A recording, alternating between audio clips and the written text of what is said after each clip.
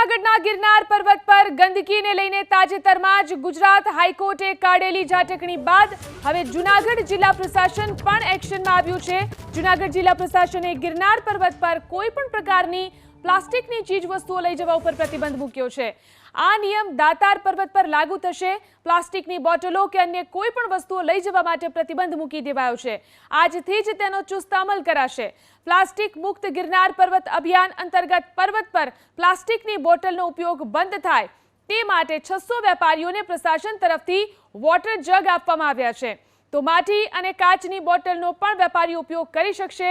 અહીં આવનાર પ્રવાસી જ્યારે તેની સાથે પ્લાસ્ટિકની કોઈ પણ વસ્તુને લઈને જાય છે તો તે વાપર્યા બાદ જંગલ વિસ્તારમાં ફેંકે છે અને આ બાબતે ખાસ પ્રકારનું મોનિટરિંગ પણ રાખવામાં આવશે। વેપારીઓ અહીં પ્રવાસીઓ સાથે બાયબેકની સિસ્ટમથી માટીની તેમજ કાચની બોટલો વહેંચે જેથી કરી ગિરનાર પર્વત પર જઈ અને પ્રવાસીઓ જ્યારે પાછા ફરે ત્યારે વેપારીઓને તે બોટલ ઉપર પરત કરી અને રિફંડ મેળવી શકે। ની સુરક્ષા માટે સૌંદર્યતા માટે આ જરૂરી છે ને આ પગલું આવકાર્ય છે।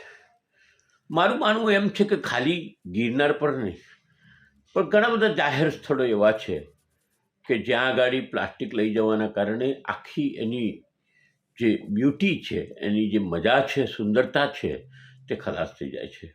એમાં પાવાગઢ પણ આવે છે, સાપુતારા પણ આવે છે અને આ વસ્તુ માટે આપણે થોડું જાગૃત થવાની જરૂર સ્વયં છે।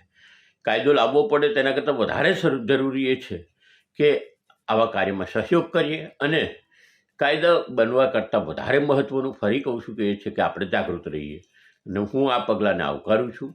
જાહેર દિલથી કહું છું કે ગિરનાર પર હંમેશા આ બાબતનું ધ્યાન રાખવું જોઈએ અને ગિરનાર પર જ નહીં ફરી કહું દરેક ધાર્મિક સ્થળો પર આપણે જ્યાં ખાઈએ છીએ ત્યાં ગંદકી કરતા નથી તો પછી આ તો પૂજાના સ્થળો છે, ધાર્મિક સ્થળો છે તેને પણ સાચવવું।